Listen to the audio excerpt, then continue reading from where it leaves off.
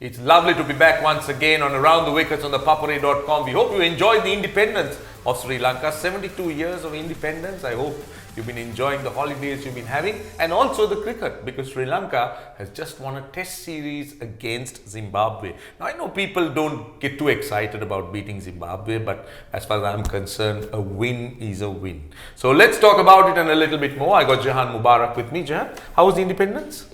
Quiet. Are you truly independent? Never. Never. Oh, that's sad. I thought by this time you should be independent. We're all slaves to something, Roshan. Which one are you slave? We are not supposed to discuss those. Right. Anyway, Sri Lanka beat Zimbabwe. I know people don't talk about it with a lot of excitement, but winning test cricket, winning a test series should be credited, isn't it? Yes. And after a while, the players have been going through a rough patch. And given the way the games went, they were flat wickets and it didn't look like a result was possible in either of the games, especially in the second game. We had our backs against the wall, but then even the first game, it looked to be going towards a draw, but we stayed in the game till the last day, believed in ourselves and managed to pull out a win. So a win is a win.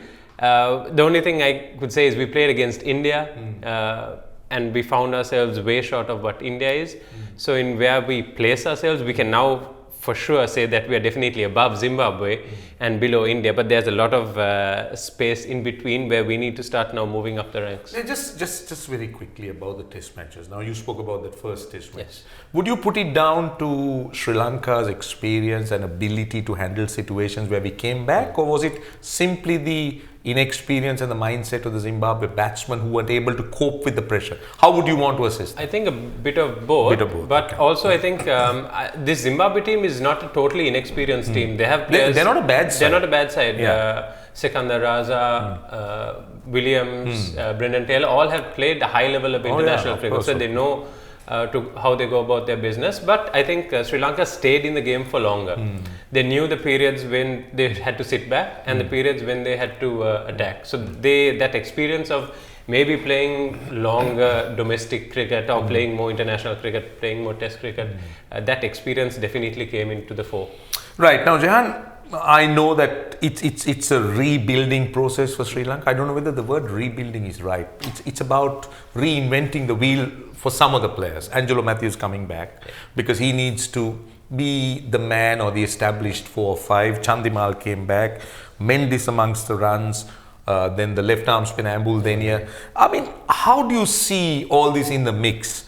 Now we spoke about, I think, Ambuldenia peaking ahead of Dilruwan in that last episode we had, but let's focus on the one who really didn't enjoy or get into the party in terms of Dinesh Chandimal. Now we know, everyone watching know that we have invested a lot in him and he's a class player. Has captained the side, he's got over 10 hundreds I think in test cricket, average in the mid 40s, close to 4,000 test runs. He has really nothing to prove, but what would this kind of performance where he really didn't have much to show do to him? Do you think the selectors would take the gamble, not the gamble, but take the high ground and retain him against England, or do you think he's under some sort of pressure? To be honest, it's difficult. Sorry, long question. Yeah, to be honest, it's difficult to say whether if anything was tactical, mental, technical issues that I had, because honestly, I didn't watch any of the cricket. There is no TV. It's not been shown. You must be having a smartphone. You can't watch a test cricket on a smartphone. So without that, it's difficult to give an analysis on You're right. on batting, bowling, fielding. It's difficult. Even Chandimal's batting, like you say, he's a good player. So what went wrong in Zimbabwe? Honestly, I don't know. So maybe maybe he hasn't played enough cricket, domestic cricket, but he's a class player, so he should be able to walk into. So do you think, Jehan, now that Kusal Mendes has got 100, that the what should I say, the debate about Kusal Perera would have to be kind of put into the back burner a little bit now? But to me, it was never about between Kusal Janit or Kusal Perera. To me, it was Kusal. You mean Kusal Mendis and Kusal? Sorry, Kusal Mendis and Kusal Janit. Yeah. So it was between Dickwella and Kusal Janit. So that's where the selectors chose to go with Dickwella as the. You think it's the right reason? Because I think they talk about Dickwella being the better keeper. Do you subscribe to that? Not. I mean, he's maybe a better keeper marginally over Kusal Janit. But in terms of what Kusal offers with the bat in being a match winner, that he's, I think, ahead of Dickwella in that front. Do you think we can digress a little bit on that? Because Dickwella bats at 7 and obviously plays well against spin. I'm just trying to get your views. I'm not saying A versus B. Now, if Kusal plays, Kusal obviously prefers to bat in the top order, maybe the top 3, because 4, 5, or see 5, 6. I don't think Chandimal will want to bat at 6. Kusal Janit at 5 and Chandimal at 6. Chandimal has batted well at 6. The games he has batted at number 6 is done. So you think number 5? I think 5. Right. Janit at 5 and Chandimal at 6. If Kusal comes in, Janit. Right. That's an interesting thought. So let's see what the selectors do as they play England in the next Test series that happens in March. But before that, we got Sri Lanka playing the West Indies. 3 ODIs, 2 T20s. Now in that, Kusal Perera should be almost one of the first names to be written on that list. Yes, along with a few other names, and I hope that we bat them in position, which is something we didn't do in the last T20s against India. Bhanuka Rajapaksa played but batted low down the order. Why is that? What's the reason? Because in Pakistan I watched Bhanuka play. He batted whenever he played, or in the 3 games he played, at number 3. Yeah. And then he was very expressive with the bat. So I sometimes wonder why these shifts happen. Actually, that was done to Kusal Mendis, you remember? Yes. He used to open, he used to bat at 3. And I really don't know whether they had enough substance to support those moves.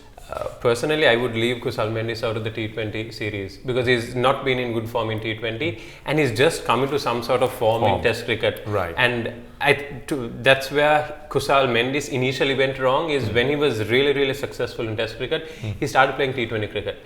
And he started playing at those balls outside the off stump, chasing them a little bit.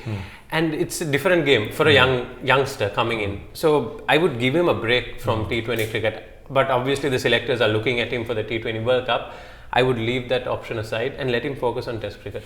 Yeah, as you say, it's quite right, because batting in T20 and Test cricket is so different. Balls that you'll be leaving in Test cricket, you'll be looking to play shots, and if you go in with that mindset to play Test cricket, then you're in trouble unless you have that fine line, that you understand the fine line. Anyway, the Sri Lankan national team, we are delighted, we are proud of you, and we hope that the West Indies series will be another one that would help them to propel themselves up that ICC rankings and in self-confidence. But how disappointed are you about the Under-19 World Cup? I ask you this question, Jehan, for many reasons. One is, I think there was a lot of preparation put into this Under-19 World Cup. Well done to the authorities. I think full marks to Sri Lanka cricket by what we see. The support they gave these players, the support staff, they have all top support staff. Hashan Tilakaratne, Upul Chandana, I think you can just keep... Shamin Nawaz was with the fast bowlers for a while. So if you look at it, I mean, in terms of facilities, in terms of support, they cannot be faulted with. But if I just go through the results, lost to India by 90 runs. New Zealand game I thought was very unfortunate. It could have gone either way. 3 wickets, I don't want to even talk about it. I don't know whether we should get too excited about beating Japan by 9 wickets and Nigeria by 233 runs. But Scotland 76 runs was a decent win because Scotland plays top cricket. England losing to them by 157 runs was, I thought, it was a terrible performance. I watched a little bit of that game and I didn't think that the batting looked all that impressive. Anyway, Jehan, you're someone. Now also, Jehan, Bangladesh, Afghanistan, West Indies, all of them finished higher than Sri Lanka. But I can understand Afghanistan. I mean, with due respect, look, we are not trying to in any way, find faults or pick holes in what they do. But there's always this question about the actual age when it comes to Afghanistan players. I don't know whether we can do the same. We can say the same thing about the other teams, but Afghanistan for sure, it's been seen. Anyway, that's another thing. But as royal coach, as a coach who's involved with the Under-19 team, very briefly, Jehan, as you know, we don't have too much time. What did you see? Some of the basic mistakes these guys did. And why do you think the Sri Lankan performance was as bad as this in this Under-19 World Cup? Well, was it the pitches in South Africa? Is that a starting point? No. Pitches are consistent, and in a World Cup format, pitches are generally good, and we've had good batting wickets. Otherwise, you won't have one team scoring 270 and the other team. So to me, it was more about combinations, batting positions, and consistency. So we were not consistent with the combinations we picked. Because we've had a selector who has toured with them now. We've got the coach Hashan who's been with them. Faviz Maharoof, our friend, has been with them. So they do understand who these players and what combinations are. So how can such a mistake be made? Or if it is a mistake, and also if we can call it a mistake. Surprised because we had a very good series in the West Indies and we beat England. Exactly, we were the Tri-Series champions. Probably most of these England under-19 players were there in the West Indies and we beat them. And we beat the West Indies. But in this tournament, that preparation that we did, touring various parts of the world and practice sessions, everything, all that investment, we didn't use it, we didn't capitalize on it because we played different players.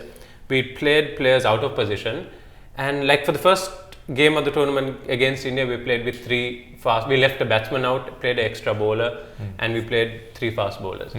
We lost to India. After that, we've been playing only 1 fast bowler, and it's very difficult. I don't know what the wickets were like, but it's very difficult to play one-day cricket with 2 new balls with only 1 fast bowler. You have to survive the first 10 overs and at the death. And we had Nawad Paranvithana and Nipun Dhananjaya, both who are top order batsmen, bowling at the death. And so basically we are saying we don't have any bowlers, we'll just bat and score as many runs as you do. That's not a solution. And we have... Jehan, just to stop you there, does it a mindset of a team that is desperate? And when you have the death bowlers that you're talking about and just going with, in one direction, that is, we are only going to bat. Is it a sign of being a little bit desperate, or is it strategic? It's a sign of desperation. To me, it's a sign of lack of confidence. It's a lack of confidence that the selectors and the coaches have in the fast bowlers. So basically, in the whole of Sri Lanka under-19, we have only 1 fast bowler whom the selectors and the coach has confidence in to bowl with the new ball and at the death. And I think we have much better fast bowlers. If that is the case, I don't agree, because I have seen under-19 fast bowlers in Sri Lanka, and there are enough boys who can step up there, bowl with the new ball and bowl at the death. Right, well, that's a very sad story. I mean, following the under-19 team, we were all very excited, at least get to the last 4 and then plan from there. But this team certainly had the potential, the support to go all the way. Now, talking about preparation, the Premier League is up. It's happening. Are you missing it? Yeah, I mean, you played a lot, so you're still good enough to play looking at your physique. At least it's not an invitational Premier League this time. What do you mean? So all the other cricket board tournaments have been invitational tournaments. Just so this year, I think there was some. I believe there was some legal issues where they had to adjust the names. But anyway, well, but you must be missing the playing part of it. No, not. You don't bowl or bat at practice when you're coaching. A little bit. Bowl. I don't get to bat so much, but I bowl a little bit at practice. Right now, Jehan, something new this Premier League. That is, we've substituted or we've removed the Kookaburra and brought in the SG.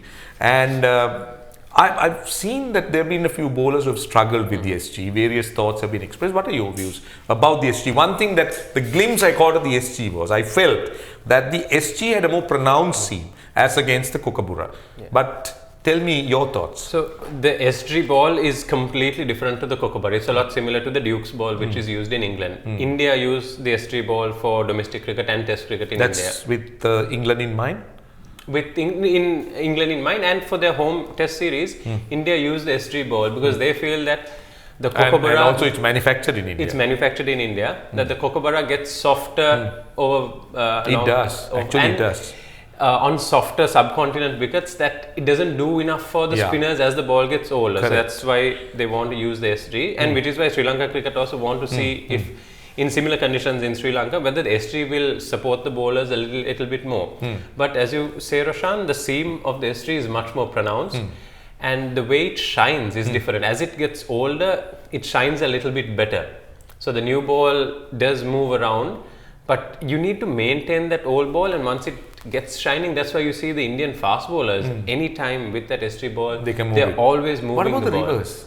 Even the reverse swing. So, but that's an art that we need to get used to. So, I don't think in one match or one weekend that the bowlers will get the hang of it. It might take us an entire season to figure out how to get this ball to reverse swing, how to, even for the spinners, because it's got a pronounced seam, they will need to figure out how the release of the ball. But Jehan, you know something, the SG is easily gripped. It's a ball that appears and feels a little bit smaller in the palm than a kookaburra. So that could, make the bowlers feel a little bit better. Yeah, but it's very hard. So there's a lot of runs. So it's off the bat, the ball whizzes off the bat. And also it comes on. It comes on to the bat really, really nicely. So at the same time we talk about it being great for bowlers, it's also great for batting when the ball comes on. So the bowlers now need to figure out, for the spinners, it's very easy to take pace off the kookaburra. You just need to toss it up a bit, hold it back a bit, and then the batsman struggles to hit through the line.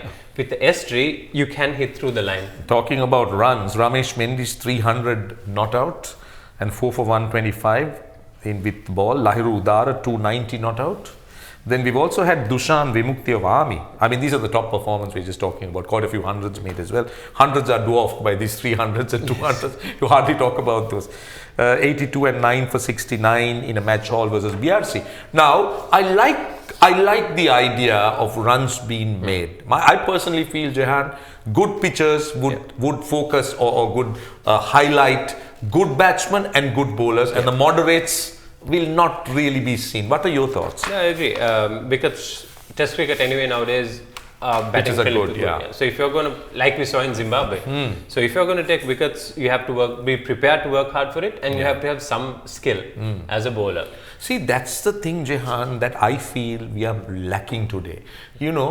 I hope that with this kind of conditions it will develop, because see, I think if you take fast bowlers for example, they are so dependent on what the ball does.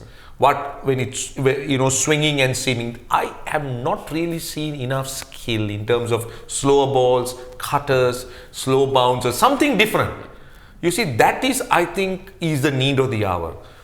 So I believe, let's hope with all the good pitchers and balls, that should be encouraged. That should come around, and for batsmen, for players to be able to take the game into the third day and hopefully maybe into a fourth day. Maybe this is an indication that we can make our first class cricket 4-day cricket, and there you'll get your results. No, actually what I like to see, Jehan, is now there are points for outright victories and first innings. I think if games can end just on the first innings with high scores, I mean that is perfect for Sri Lanka cricket. And in the mix, if you have batsmen scoring runs and some bowlers getting wickets, to me that's the best you could get out of a tournament like this. And unlike games finishing in 2 days or 2.5 days in such good conditions, because these are about the best conditions you'll expect with the sun shining. Anyway, let's hope the sun will continue to shine on Sri Lanka and Sri Lanka cricket and the domestic season. As we come to the end, I think we've taken some time. You dragged a little bit on a few questions. I did. No, my questions are too long. Right. Anyway, we're almost at the end of the show. Now, we got to ask you the question of the week. How many Sri Lankan players have scored triple hundreds in first class cricket? Now, if you're following the domestic season, we had one who got a triple hundred for the Moors. Another one just missed one for the NCC. We don't count him. But how many players have got first class triple hundreds? Now, don't forget, don't confuse. When we say first class, we want you to include Test cricket as well. But we're not talking about one-day cricket. So, first class is all about 3-day, 4-day, or even you can include the Test cricket, Test version also. So, the question is, how many Sri Lankan players have scored triple hundreds at first class level, including Test cricket? Right. Now, last week we asked the question, when was the last time Angelo Matthews scored a century before the Zimbabwe series? And the answer, December 2018 at Wellington. And the winner is Malsha Tenakon. Congratulations, Malsha, for winning the prize and getting your answer right. So it's almost time for us to go, and I must remind you, as a sports fan, to just subscribe to ThePapare.com, because we could offer you so much of information. Yes, we're focusing a lot on cricket, but don't forget there are lots of other sports that ThePapare concentrates on. So you have so much of content, so much of information if you're a sports fan, and I can tell you it's the best sports hub to be involved with and to be connected to. So anyway, that's a story on Around the Wickets on ThePapare.com. We hope you enjoyed it. We certainly enjoyed it talking to Jehan Mubarak as usual, because he brings in so much of insight into the points we discussed. So we hope to see you again next week. Until then, it's goodbye from both of us. Subscribe to our YouTube channel for more videos like this. And don't forget to hit the bell icon for our latest content.